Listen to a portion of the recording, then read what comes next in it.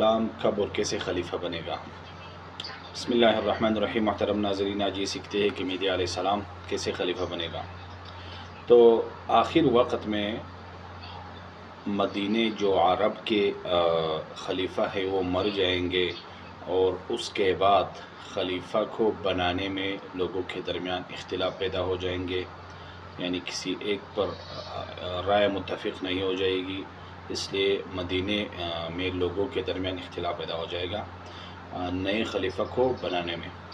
اس وقت میں مہدی علیہ السلام مدینہ سے مکہ کی طرف روانہ ہو جائے گا، اس نیت سے کہ ایسا نہ ہو کہ یہ لوگ مجھے خلیفہ نہ بنا لے، تو اس وجہ سے وہ مکہ کی طرف چلے گا۔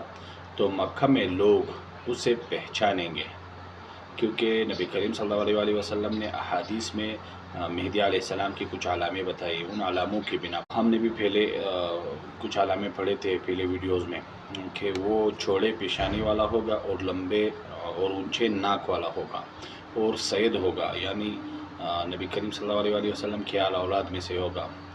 تو لوگ اسے پہچان کر پھر اس کے ساتھ مقام ابراہیم اور حجر اسود کے درمیان لوگ اسے بیعت کریں گے اور اس کو اپنا خلیفہ بنائیں گے۔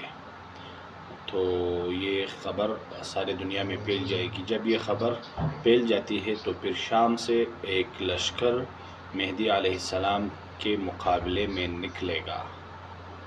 باقی پھر اگلی ویڈیو میں پڑھتے ہیں، یہ ویڈیو لمبا ہو جائے گا ورنہ لائک سبسکرائب